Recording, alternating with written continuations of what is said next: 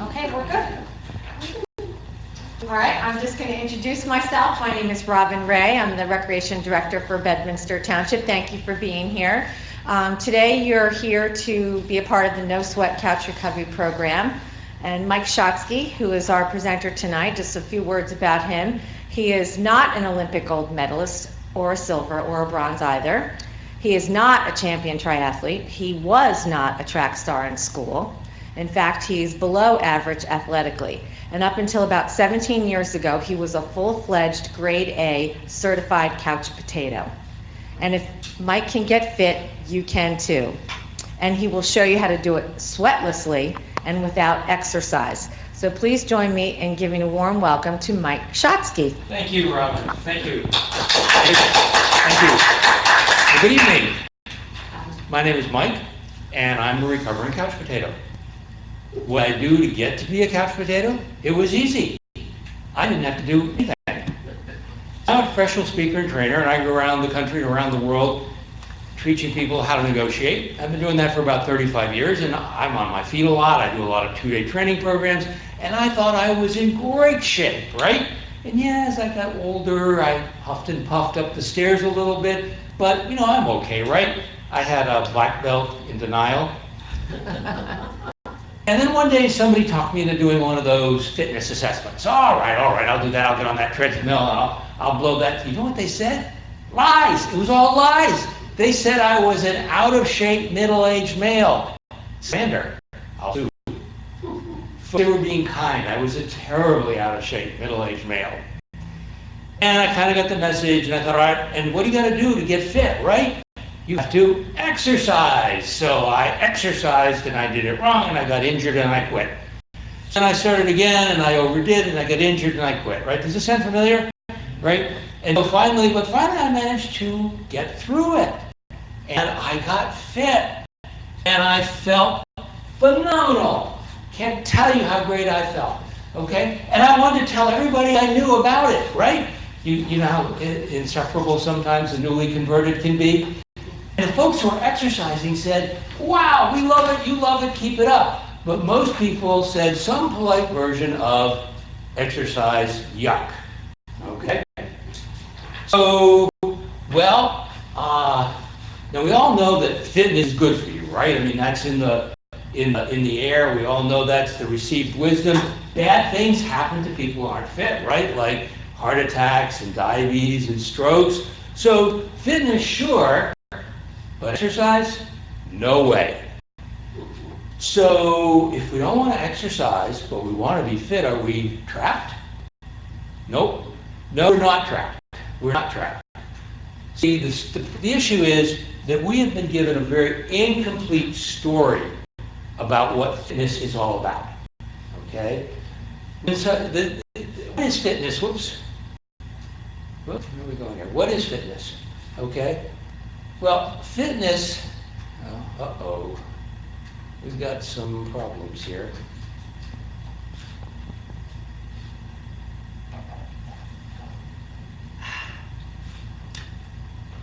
All right. Would you like me to pause?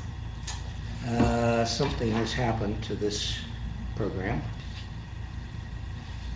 Good. You're good.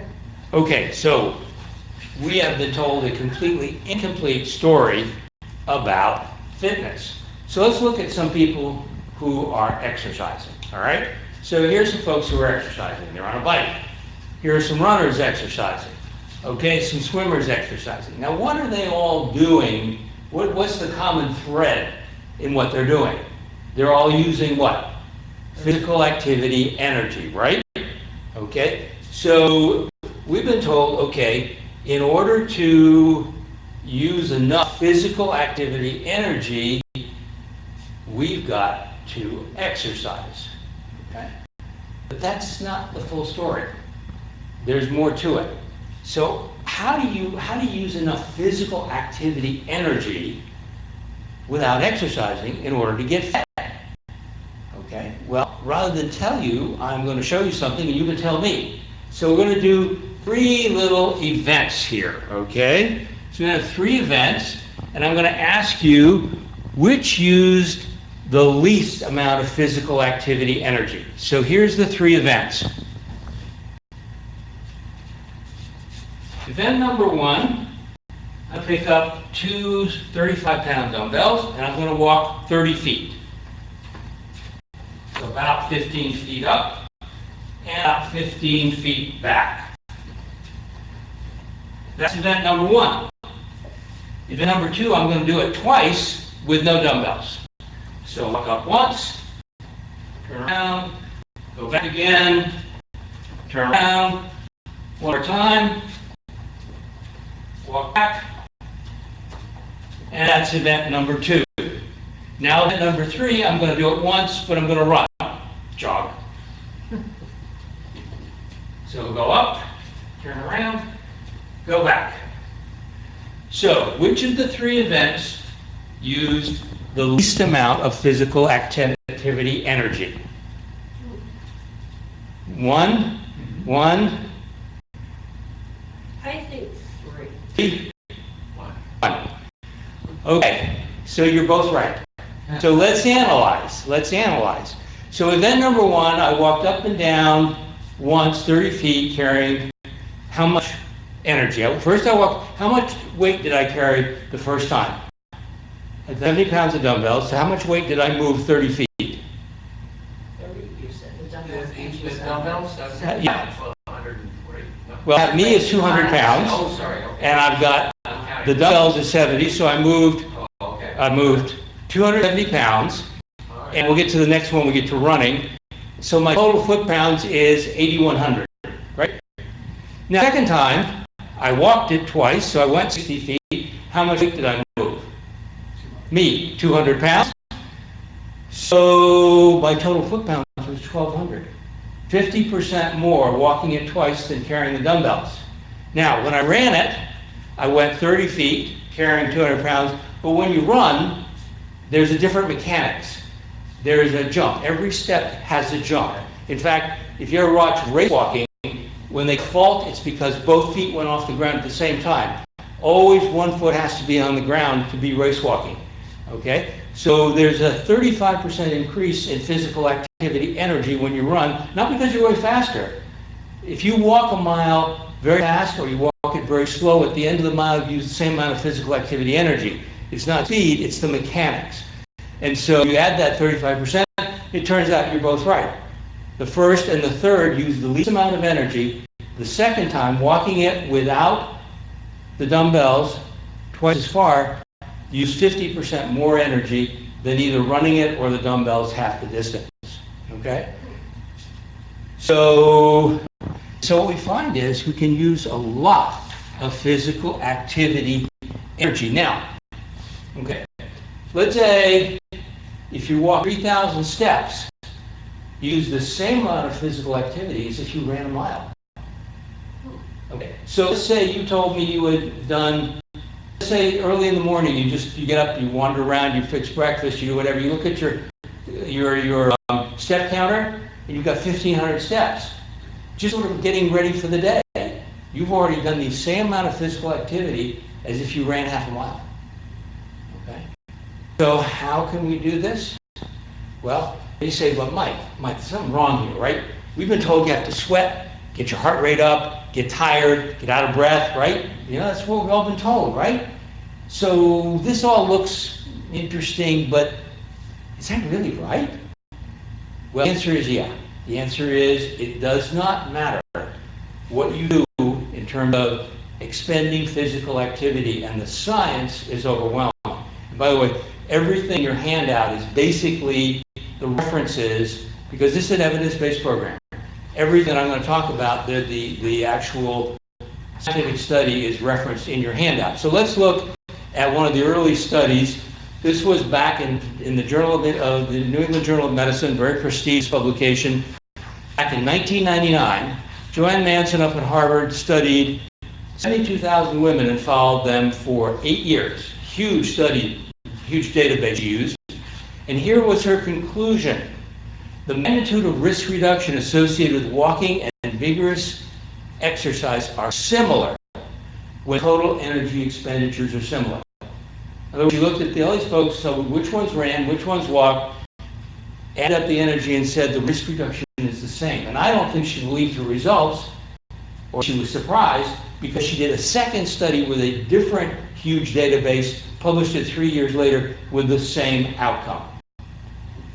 And since then, there have been lots of studies. Here's one: walking versus running for hypertension, cholesterol, diabetes, risk reduction. 33,000 runners versus 16,000 walkers followed for 6 years. Key finding: equivalent energy expenditures by moderate walking versus vigorous running exercise produce similar risk reductions.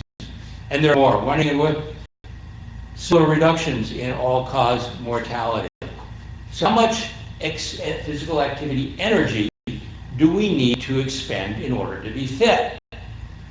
Well, it's very interesting, because fitness is species specific. Every species has a way, a method of gathering enough food, hunting and gathering enough food to survive. And those members of the species that do that tend to the convergence, they tend to be fit. So at one end of the spectrum, we have box turtle, one that lives in the bushes around our house. Box turtles tend to move about 50 to 100 yards a day.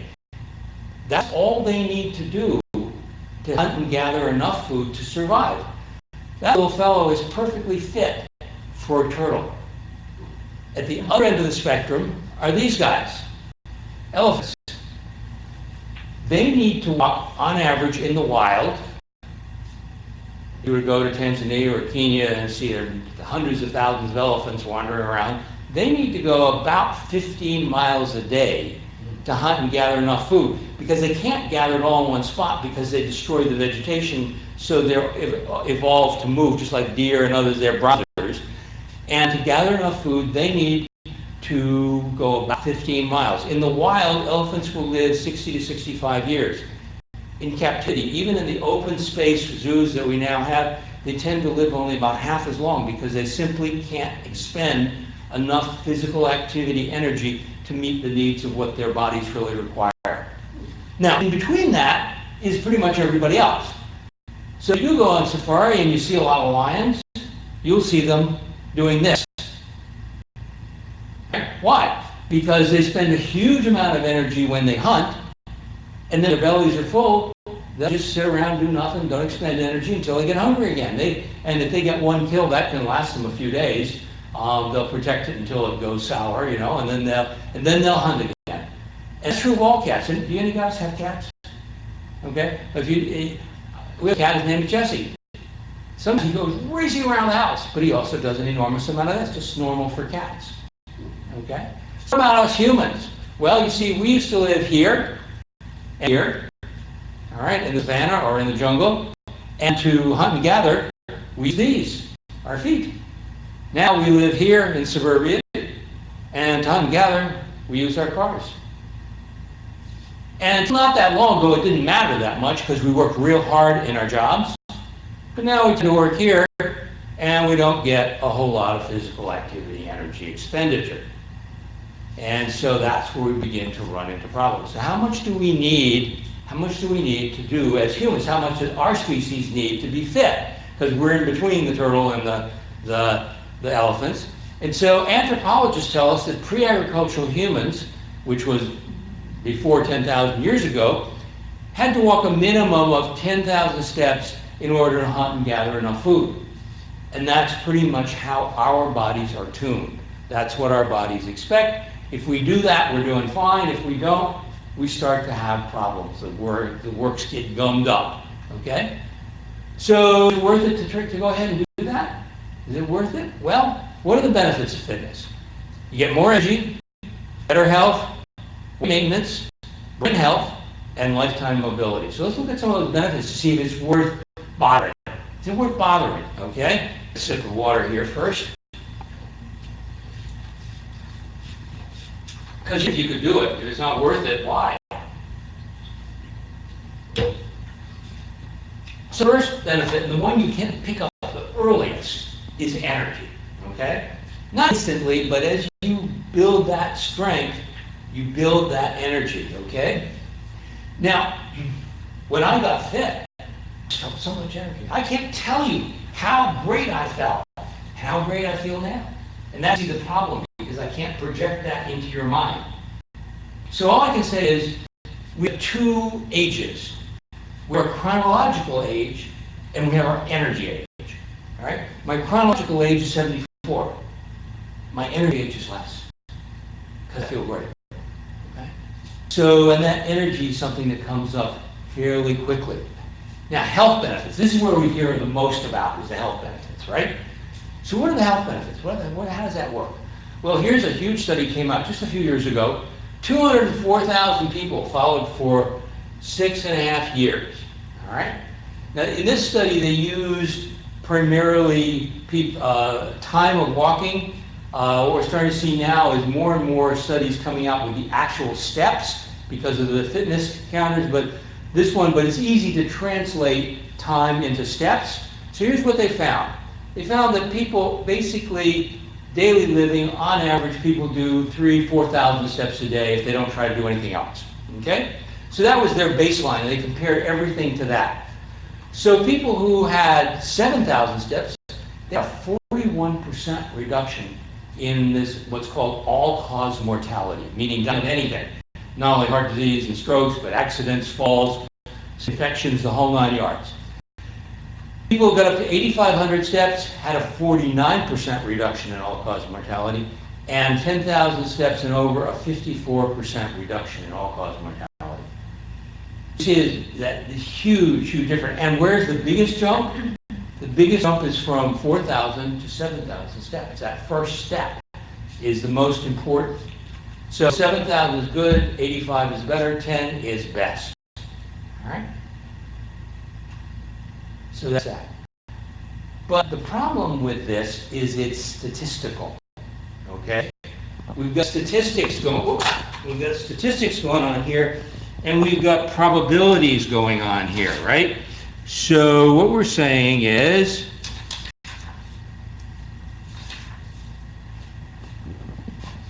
all right, we think over time you get an average reduction of whatever. And that's very and we're humans are very good at figuring out immediate probabilities. In other words, if I hear a rustling in the brush, it might be a lion, I'd better run. Okay? That I can deal with, but probabilities for next year, the year after, we don't connect that. That isn't immediate. It's the weather. When they say there's a 50% chance of rain, what does that mean? Does it mean it's going to rain every other drop?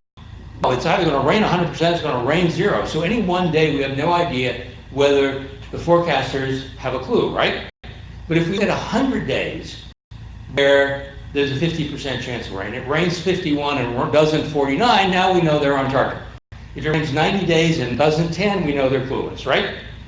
But if there's a 50% chance of rain, would you send your little girl to school without an umbrella and galoshes? And if it doesn't rain, hey, it's a pretty umbrella anyway, right? So it's all statistics and probabilities until suddenly it's not. So my longtime physician retires, and I get a new physician. And he says, Mike, you have a lot of heart disease in the family. Why don't you there's a new test you can get called a calcium score. It's a CT scan of your heart, and it looks at the amount of calcium in your coronary arteries to see whether you have any blockages. I said, well, my cholesterol's fine. What's the problem? He said, well, let's get a baseline. I said, all right, fine, we'll get a baseline. Now, if you get 0, that means you have no plaque in your arteries. If you get 400, that means there's a very good chance that at least one of your 4 coronary arteries has a serious problem. If you get 1,000, you're a candidate for immediate open heart surgery. My score came back 1,738. Help! Get a cardiologist. What do I do? Oh my gosh. So first thing we do is an echocardiogram to see how the heart is pumping, and that's okay. And then we get the biggie, which is a nuclear stress test. So they pump you full of nuclei, put you under a camera, then you get on a treadmill, you get your heart rate up, they pump you through again, you get under the camera, and it measures the difference, and that it can tell you how much plaque you have in your arteries. I would say that the 15 minutes from the time I finished the test to when they brought me the results just had to be about the longest 15 minutes of my life. Because I thought they were going to say, Mike, you were scheduled for emergency open heart quadruple bypass surgery in the morning. Instead, the physician says, you're okay. I said, what do you mean I'm okay? He said, you don't have any blockages. I said, so I don't have any plaque? Oh, he said, you have tons and tons and tons of plaque. But your fitness regimen has enlarged your arteries so that they handle it and there's no blockages from the plaque. So, do you think I'm glad I carried that umbrella all those years? Oh my gosh, you have no idea. Now, you've all heard of, there's another piece to this fitness thing. You've all heard of something called the obesity epidemic, right? We're all going to die of obesity if you look at all of them. All right, so here the obesity. Again, we've been given incomplete information. We've been partially true, but leaving a whole lot out. And the weight loss industry doesn't really want us to know about the rest of it. So here's a great study. 1999, Journal of the American Medical Association followed 25,000 people for 24 years. And this came out of the Cooper Institute in Dallas. I don't know if you remember the man named Kenneth Cooper, MD, who wrote the Aerobics Way, or started the aerobics revolution. Well, he had created an institute in Dallas and for fitness and other things, and people would go there for an annual exam. Well, they got a heck of an exam, including a treadmill test, so they knew how fit people were. And so when they looked at this study, the study looked at all their data, and they looked at people who were fit and sedentary in various different BMI categories. And remember, you know what body mass index, BMI is? Okay. So the conventional wisdom is that BMI 25 and under is best, actually a little higher is good, but that's what we use those categories. And so for the people who were fit, that's in green, and were BMI 25 and under, they were the reference point, they were 1. People who were thin, BMI 25 and under, but who were sedentary, still had over twice the all-cause mortality of people who were thin and fit. And then they looked at the next group, BMI 25 to 30, and they were worse. They were 2.5 times, people who were sedentary, 2.5 times more higher death rate than people who were fit and thin. And in the group 30 and over, they were, they were 3.1 times more likely to die of anything than the people who were thin and fit. But this was such a large group that there were people in the 25 to 30 and over 30 BMI categories who were fit based on their treadmill test. So what was the outcome for them? Turns out they had just a tiny bit higher all-cause mortality than the people who were thin and fit. And even for the 30 and over BMI, same, just a tiny bit higher all-cause mortality. In other words, fitness trumps weight when it comes to health. Yes, the conventional wisdom that weight and sedentary behavior is a lethal combination is correct, but you can deal with most of that just by getting fit. Okay. How about weight maintenance? Now, anybody here ever lost weight besides me? Anybody ever put that weight on again besides me? Everybody did that more than once besides me? Right? Losing weight is hard, but millions of people do it. But what they can't seem to do is keep it off. And it's because our body doesn't understand diets. Okay? Our body doesn't understand diets. When we do a diet, our body thinks that we're in the midst of a famine, which is potentially deadly. And so when we get off the diet, what does our body want to do? It wants to put that weight back on, and it sneaks it on. I don't care how carefully you count calories. See, anybody here ever eat potato chips besides me? Okay. Now, one potato chip is about 10 calories. All right. If you eat one additional potato chip each day, that's 3,500, 3,600 calories. That's 1 pound of fat. 3 potato chips, 3 pounds of fat. Very hard to count calories well enough, except, here's an interesting study. So there's two groups here. There's the fitness group and the sedentary group, and they went on a medically supervised crash diet. And so they lost a lot of weight. And since they were eating the same amount, the fit group lost a little bit more weight because they're expending more calories. And they had the follow-up period. And they told the people who were maintaining fitness, keep it up, and the people who were sedentary, go back and try and keep the weight off. So let's look at what they found. Well, they found that the people who were maintained their fitness regimen kept the weight off, and the people who didn't put it right back on again. But interestingly, sometimes the most fascinating things of a study is when some of the participants break the rules. And that's what happened here. Some of the folks who were in the sedentary category decided to start a fitness regimen. And here's what happened to them. And some of the people who were in the fitness category quit their fitness either right at the end or later, and that's what happened to them. So what's going on here? How come that fitness allows us to maintain weight? If we work at it, we put our mind to it. Well, again, it's because what our body thinks is going on.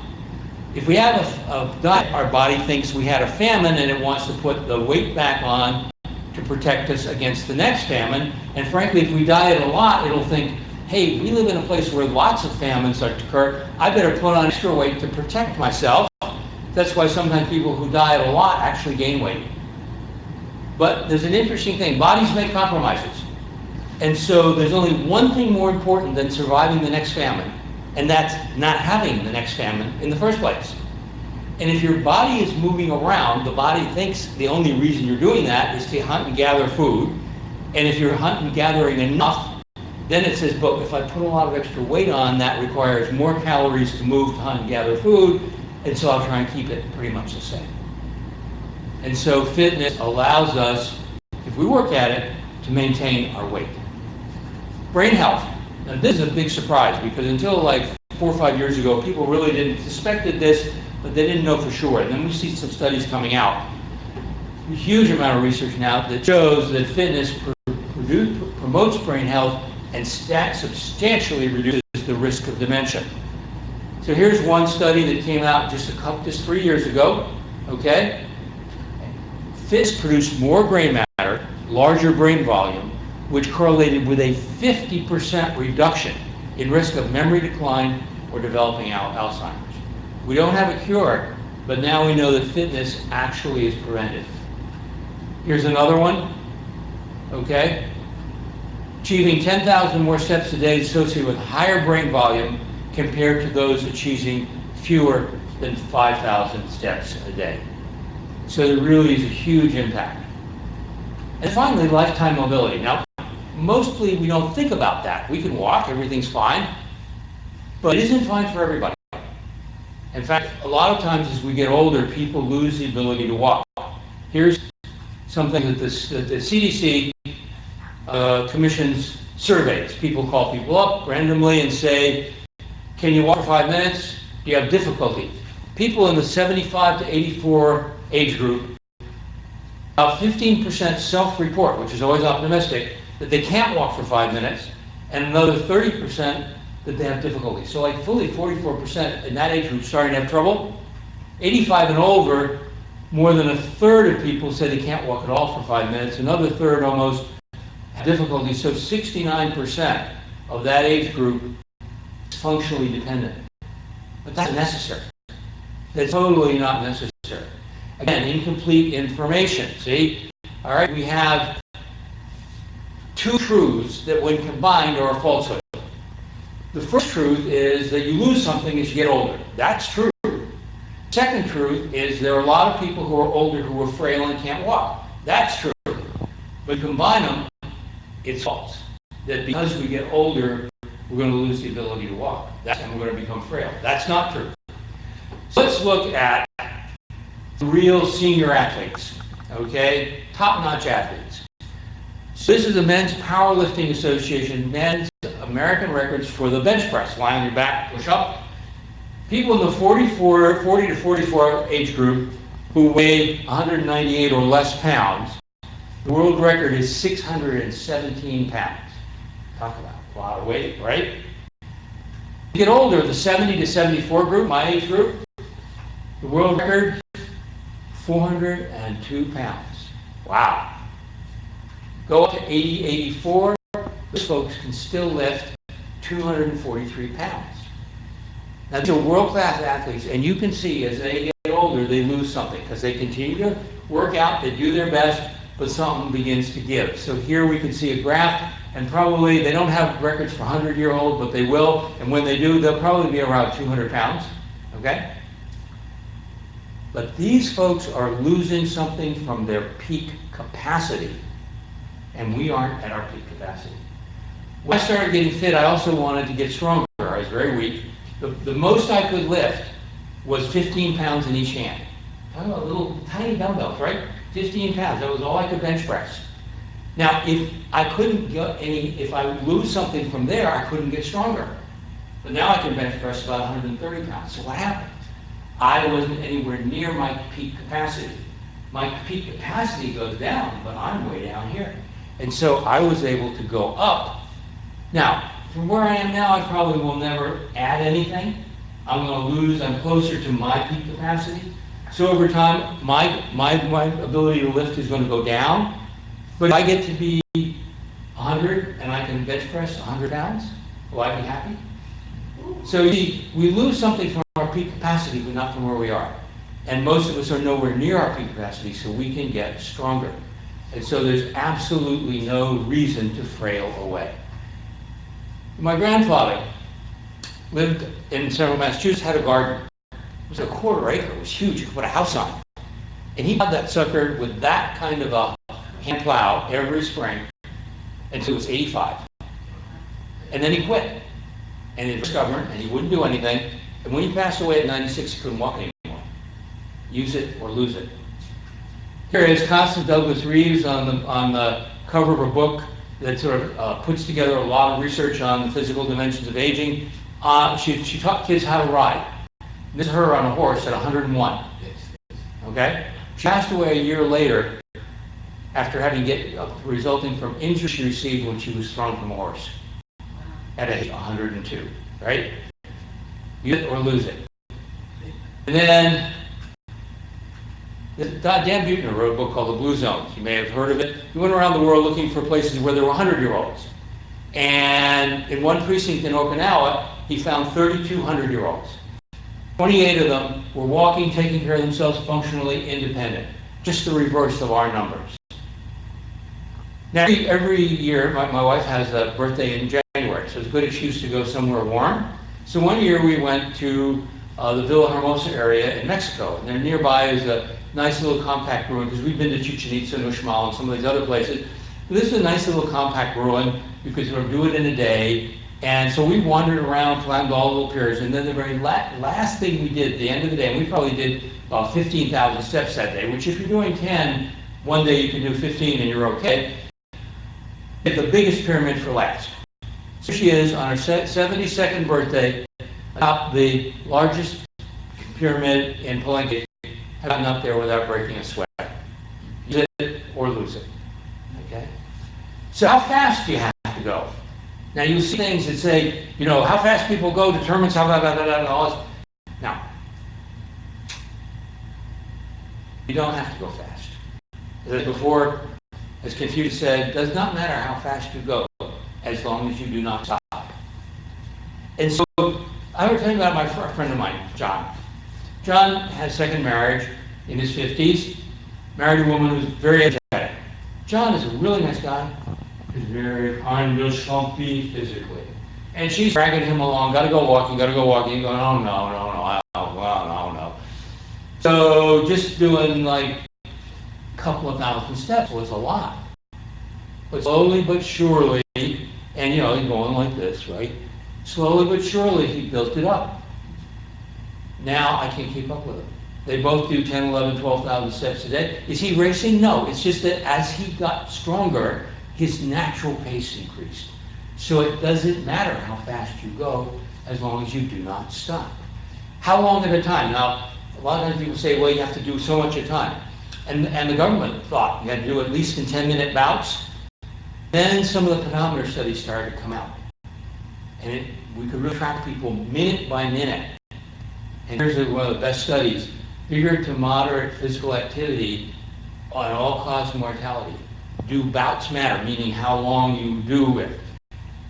Mortality risk reduction associated with moderate to physical are independent of how the activity is accumulated. Doesn't matter. Every single step counts. Why? Because when I go 1 step, 2 steps, I just move 200 pounds of me. Laws of physics, I use that energy. It just doesn't matter whether I take 10 steps 10 times or 100 steps once. I can use the same amount of physical activity energy. And so the government, to their credit, has changed their rules. They've changed their recommendations, has eliminated the 10-minute requirement and says every activity counts and helps, okay? So, but of course you can't do this because you don't have enough time. Exactly, right? You don't have enough time, right? Because now, in order to have enough time, you've got to make getting fit a priority, except the trouble with priorities is that sometimes, occasionally, often, actually very frequently, except quite often, something with a higher priority comes along and bumps it, right?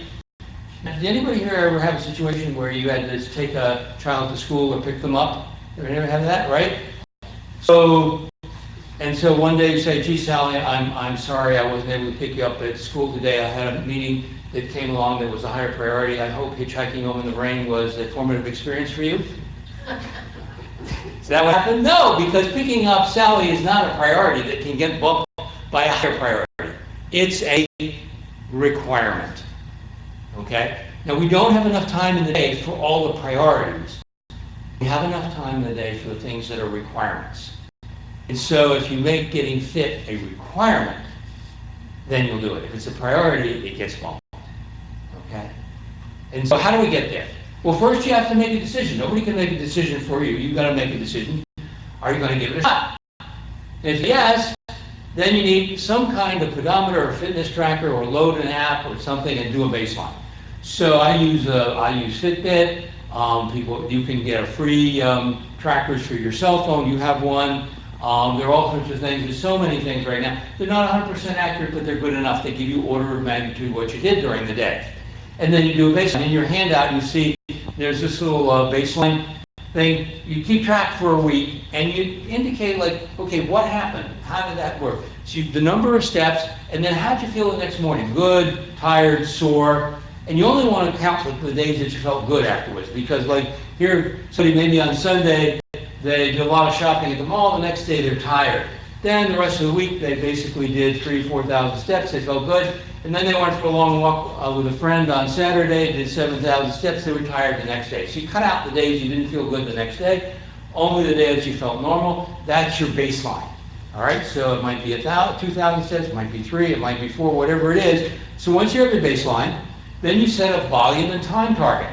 All right? So here's somebody who did that. And here's how they're doing. Week 1, they did 4,000. Next week, they did 4,115, and so forth. Doesn't look like much, does it? Pretty skimpy. Let's say they wanted to go from 4,000 to 10,000 in 1 year.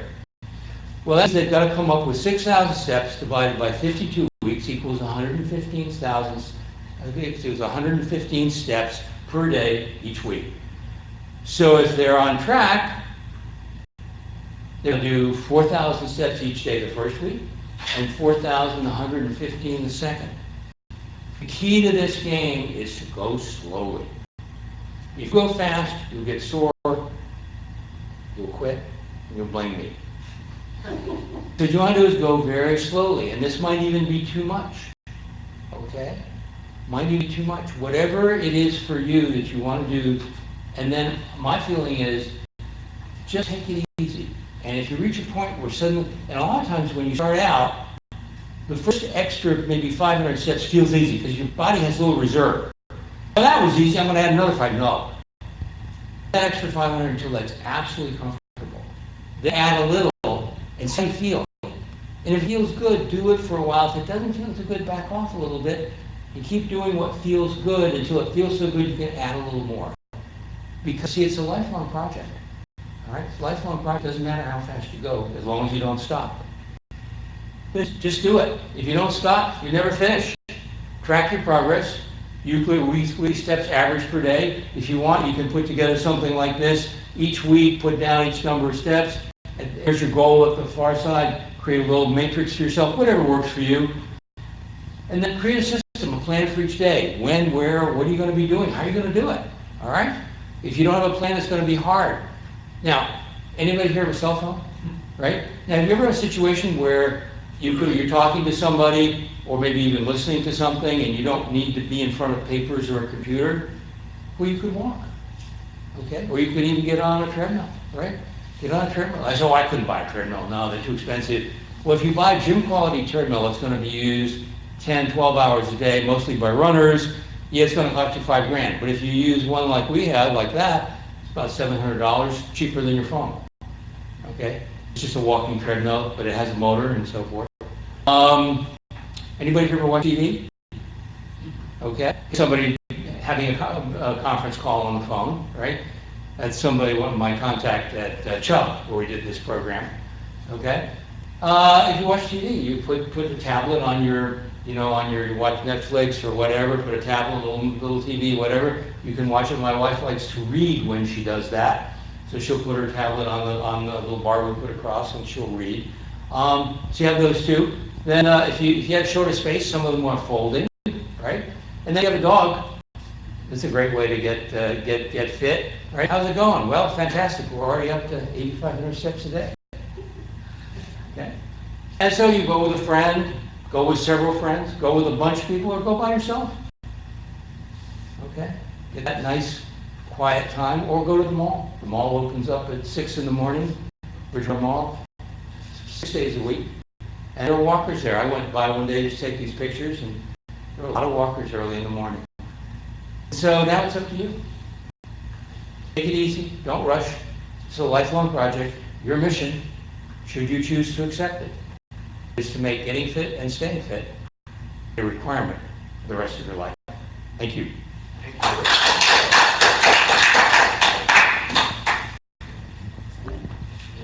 So, any questions?